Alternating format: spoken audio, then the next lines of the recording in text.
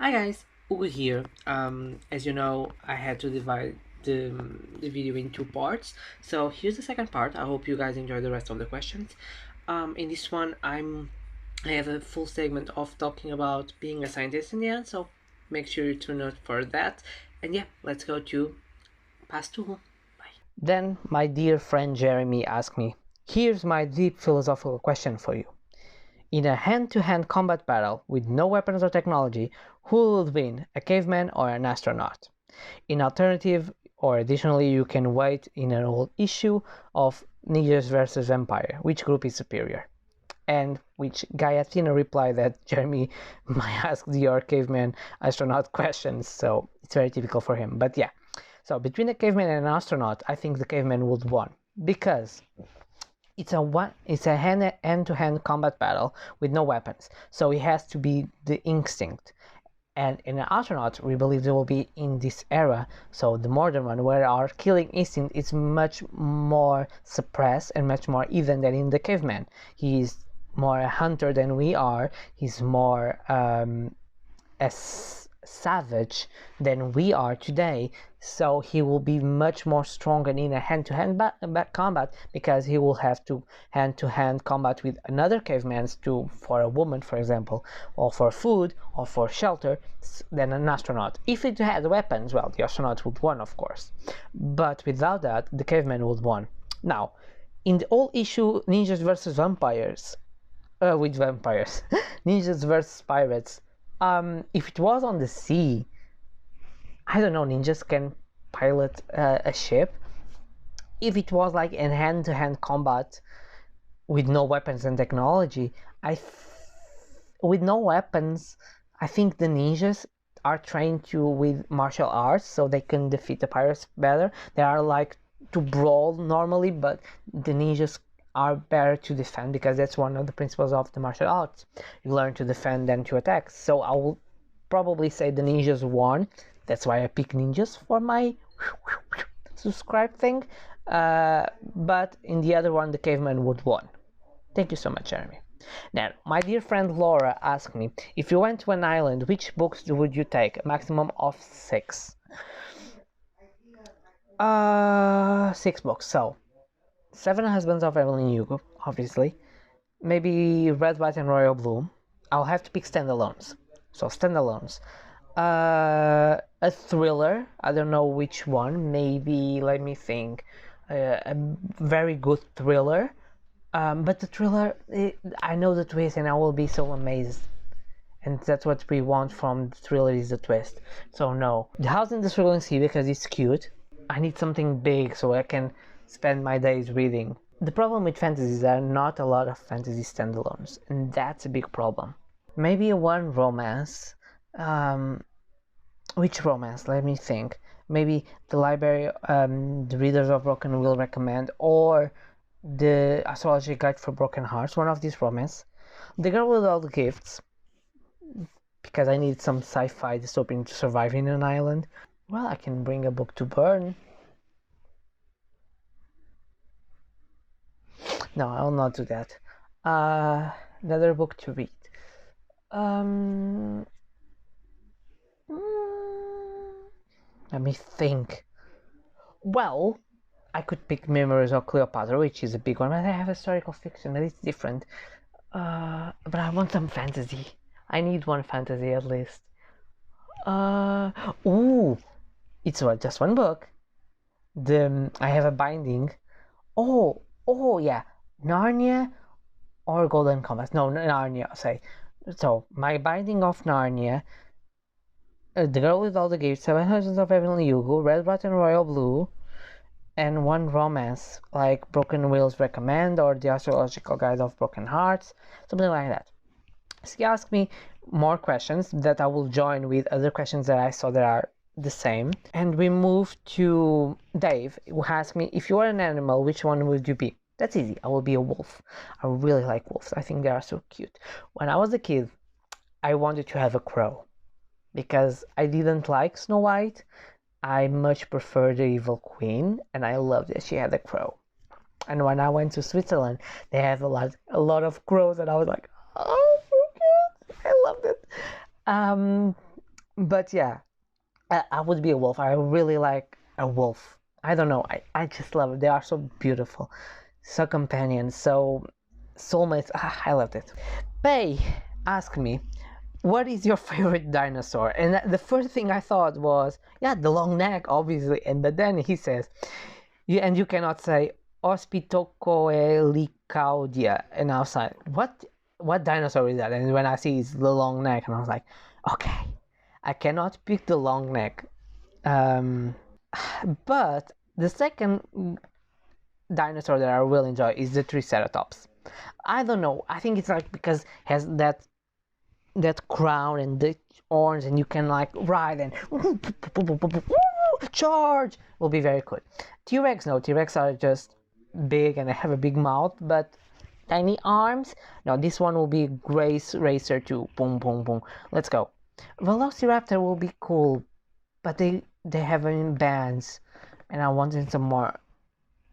I don't know. I think this one. Yeah, I really like this one. I think it's also from. How is this?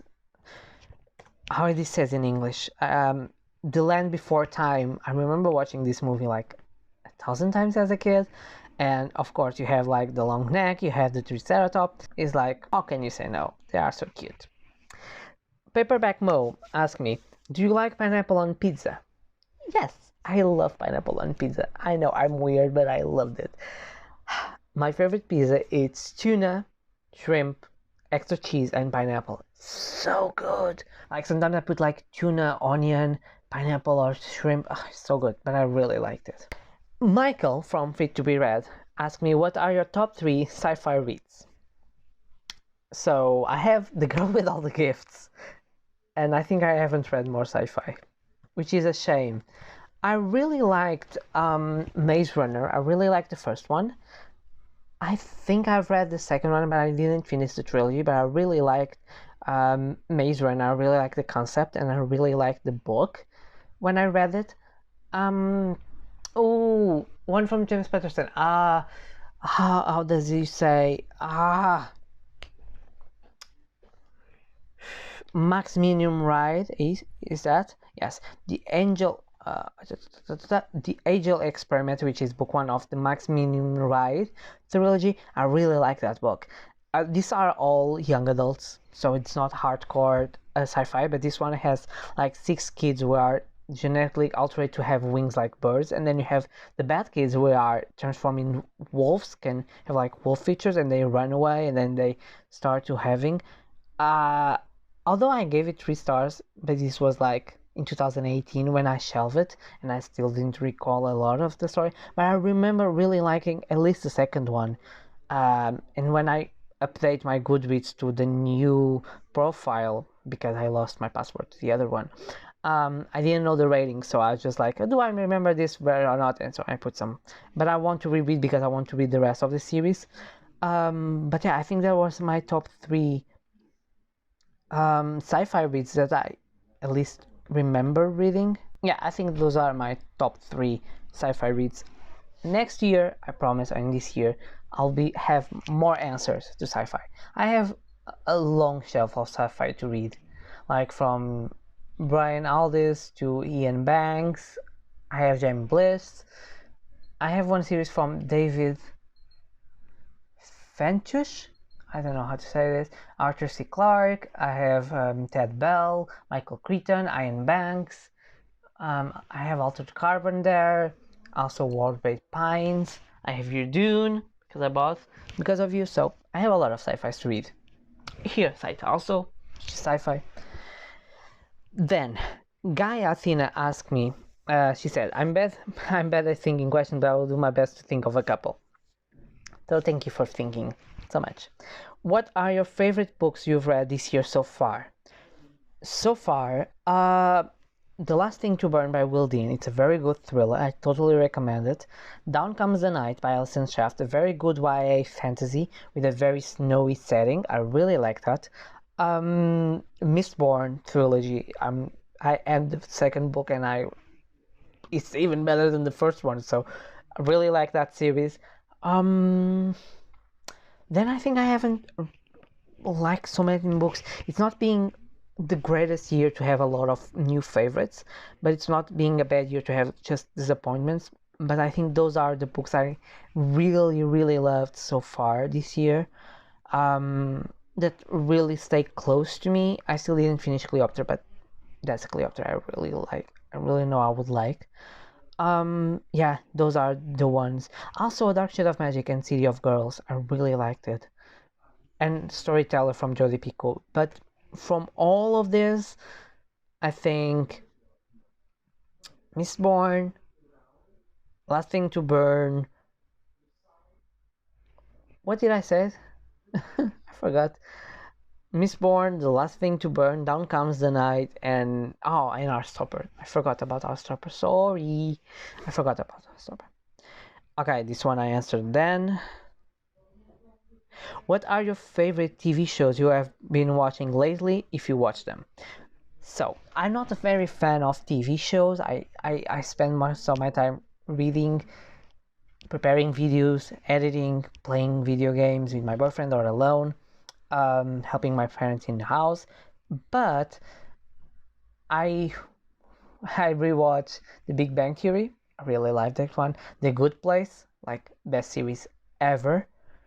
Once Upon a Time, so cute. I'm also ending this season, like I'm almost in the last season before the last season that it's different, but with the main characters.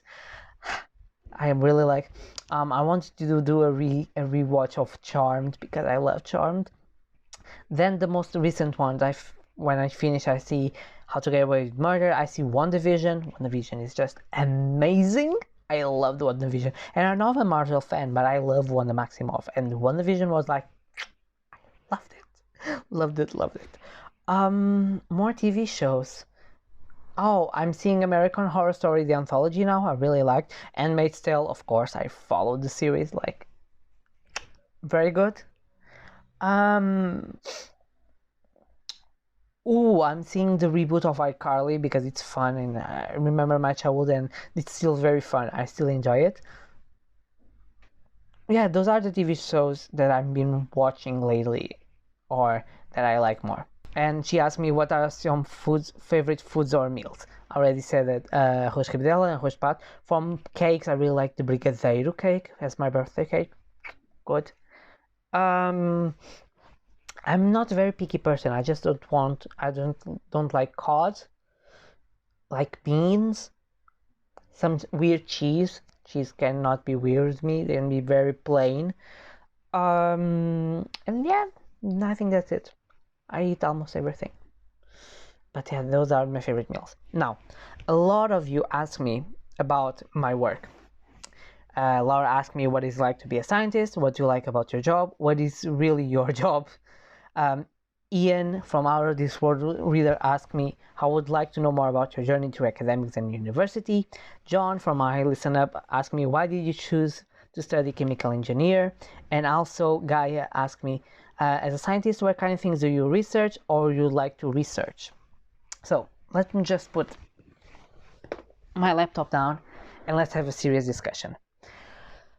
So my journey from all the questions are like what it's been to be a scientist, why do I choose chemical engineer, what I do as a researcher, and how was my journey to academia. So since I was like in 6th grade, 7th grade, I understand that I really liked the science part. I really liked the math class. I was one of the best. I really like science, and when I say science, like biology, geology, chemistry, physics. So in Portugal, when you finish 9th grade, it's when we enter a high school. And in Portugal, we have 4 fields. We have the scientific one, the economical one, the more language related and public relationships, and the arts one. Of course, I went to the scientific one. And then we have 4 disciplines which are same for all the courses, which is Portuguese, a second language, which is usually English or sometimes Spanish, physical education, so to move, and philosophy for 2 years. Then in science we have math A, which is the hardest one, for 3 years, and we have for 2 years biology and geology, and physics and chemistry. You can change one of these two by descriptive geometry, but I'm suck at geometry. Everything that I have to draw or have to do with geometry, I couldn't. I always failed. So I took biology and geology and physics and chemistry, of course.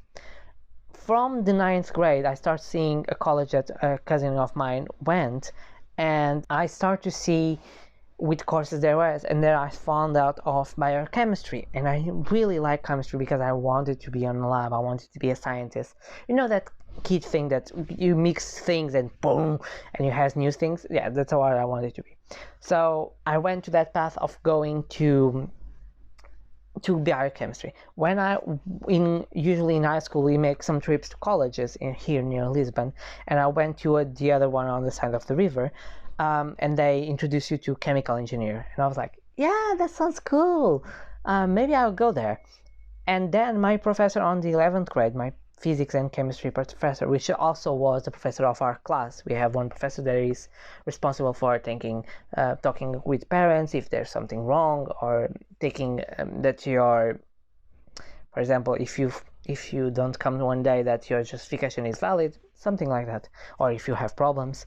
And he said, no, you won't go to that. You go to IST, where I did my course, which is Instituto Superior Técnico, because it's the best college university. We don't have that distinguished in Portugal for science and for engineering, and you will take chemical engineering will be the best for you, because you don't want just to take biochemistry, because there's more focus on education. And I said, yeah, why not? I don't understand very much of college, and if a professor of mine says that, I will believe that, because I really trust her. So I went with that because I really liked chemistry. It was always the class that I liked the most. Even in 10th and 11th grade, when it was physics and chemistry, it was like half of the year chemist, and then it was physics, and then physics, chemist.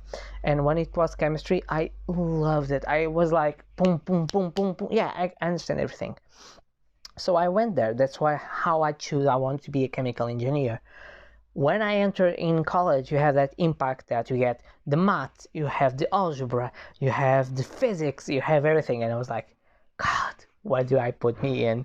And then I start having the chemistry classes, more close to the chemistry side. And I was like, yeah, this is not very interesting. I don't like this. And I start thinking, maybe I don't like chemistry. And then in like second, third year, I start to connecting the chemistry with the engineering side, and that's what I like.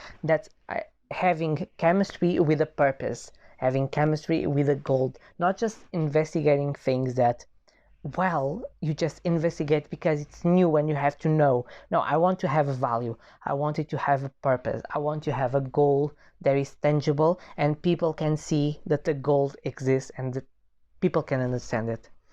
And that's why I liked it much more, the side of engineering that I had, than the side of pure chemistry, very hard and very like orbitals, and you have like the different types of orbitals, the anti-ligand and the ligand, and you have to put the electrons.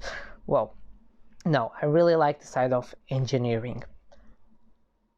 I did, my course is 5 years, or it was at the time, so 3 years of bachelor plus 2 years of the master, and I did all of them while I was working. And in the 4th year, the 2nd semester, we had a big project. It's the project of chemical engineer, where you have a list that your professor gives you. You have to pick one compound, like almost randomly, you don't know what that is, and then you have to project a fabric, a whole industry for production of that product. You have to make an economic analysis of what it was, how is it sell, what is the price, where it can be produced, what is the main source, which are the countries that will buy, which are the countries that produce, how they can produce, and then pick that economical place, create your fabric. We have to design every equipment, from the pipes that pass, from the size, from the diameter, for how many turns and corners and teeth they're gonna have. We designed the reactor, the columns, the tanks, the pumps. We have to design each pump, knowing which pump will be, which power we will need, everything. Make all the control system, like this control variable will go to this controller to move this valve, and so this valve close and receives the information also from this stream. And then in the end, you make an economical assessment of how the project viability is, how many years will take until you have the break-even point, how much you're gonna earn, how much is gonna be the inflection, what are the variables important to your product. For example, if the price of your main if your reactant increased 10%, how much it's going to cost to you, how much it's going to influence, it has a big influence or not. We did all of that, and it wasn't a big project. From those experience and from the classes I had before, I understood that the heart of every system is the catalyst. A catalyst is a material, can be a pure metal, can be a mix of metals, can be metal oxides, can be metal complexes. Usually are metals who catalyze this, but can also be acids or bases that you put in the reaction to make the reaction better. And when I say better, it's, imagine you need to have A and B and to give C, you have to put A and B at 200 degrees Celsius. So I don't know how much it is on Fahrenheit, but 200 degrees Celsius with 100 bar or 100 atmospheres, a lot of pressurized, for 10 hours, for example. And when you put a catalyst, what he does is decrease the energy that the reaction needs to be done. Each reaction needs a certain amount of energy, which is called the activation energy. And that activation energy is what it's the energy we need to give to a reaction so the reaction can happen. And what a catalyst does is it decreases that reaction, that energy that we need. So imagine instead of having 200 degrees, you just need to have 100 or even 800 or even 80 degrees, not 800, 80 degrees, or you just don't need the pressure anymore, and that's is the goal of a catalyst. Can also help, for example, to select the product. Imagine a reaction from A to B. A plus B can give C, D, E, F, G, like 5 or 6 compounds, and they are very dispersed. And maybe the catalyst help you to aim for the product that you want, just producing more C or only C. And that's what I found fascinating. Everything could be a catalyst. There is a movie, I believe, about the Haber-Bosch process, which is the process of producing ammonia, and he found that iron is a catalyst and it cannot catalyze the reaction. It's a very hard reaction, but it's a very important one because ammonia is very important to us for the fields and for the agriculture industry. So yeah, and so I found it very fascinating. That's why I wanted to become a scientist. I always thought I'll go to an industry, but then I learned that I wanted to, or go into design, to like that part of the project that we make the whole fabric. It's very hard because there are not very much fabrics being built, or go to the control system because I really like the control and learning about control and how control affects the fabric, or to go to investigation because it's what gives source to new techniques and to new advances. And I wanted to be in the field of catalysts because I feel there is so much things to explore and so many topics and so many different things. And I had the luck that when I picked my master thesis, they publish on the website, I was scared that the only catalyst theses, sometimes there were none, and the ones that were outside of Portugal, and I could afford to go more than 6 months outside of Portugal. My parents couldn't afford it, and I was so happy to have theses of catalysts in Portugal. I talked to the professors and I understood which one was better, and I did my thesis, which was gold scorpionites for oxidation reactions. and sterification reactions, which basically I used gold compounds, which are not very used, gold complexes. You can use gold as nanoparticle, and that's very used. Gold 1 also, but gold 3, which in the oxidation state 3, it's not used as much. It's more used as a biological component, usually to treat cancers. It's very good because it has the same geometry as the platinum one, which is a treatment for cancer. It's a lot on breast cancer, for example. And I use a thing called a Scorpionite. It has 3 rings. I'll try to put here pictures so you can understand it. And when it bonds to a metal, 2 rings act on this plane. Imagine you have here the metal.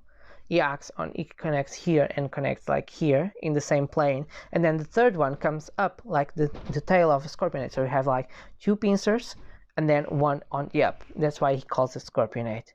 And the idea was to study the conversion of a VOC. A VOC is a volatile organic compound, which are compounds that at natural temperature and pressure it volatiles, so it becomes a gas. And we have, for example, toluene, xylene, benzene, ethylbenzene that are dangerous for us and for our environment. It creates smog, it creates ozone tropospheric, it can cause cancer. So the idea was we have to find solutions to convert them.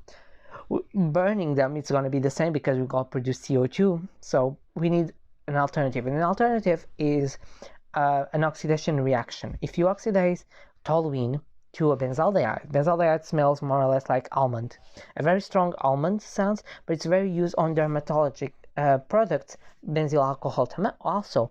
And that's the idea. It's having a catalyst that in mild conditions, for example 80 degrees is not a very high temperature in chemistry, can convert this alkane. Alkanes are very hard to oxidize, are very hard to convert.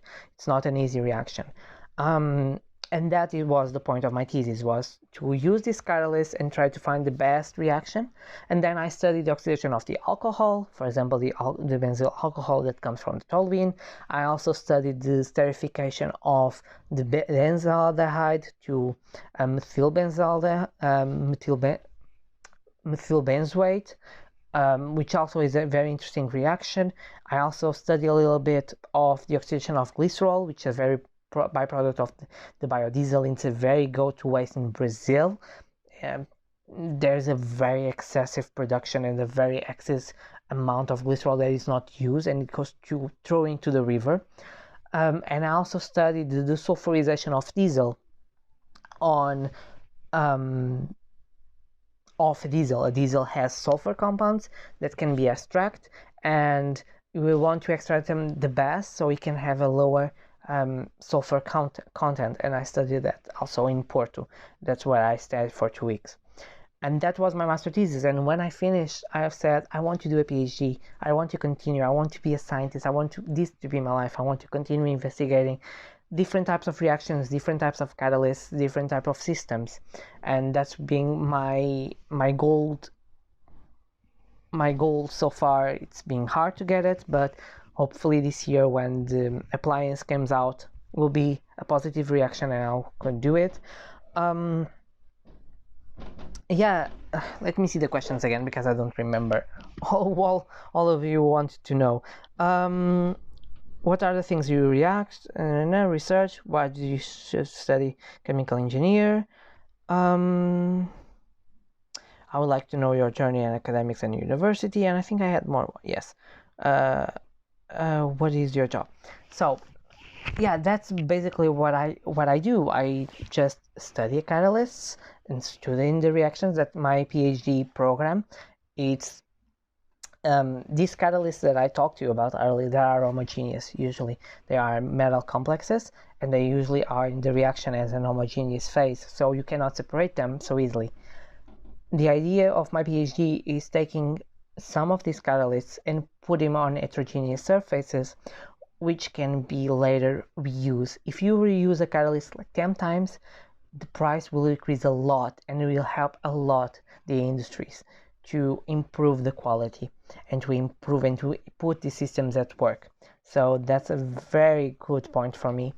And yeah, this is my journey. My journey in university wasn't easy because I was working part-time all weekends. So at Friday to Sunday I was working at a restaurant. At Monday to Friday I was at school, so I didn't have any break. In the summer I was full-time working on the restaurant, and also on Christmas, on Easter.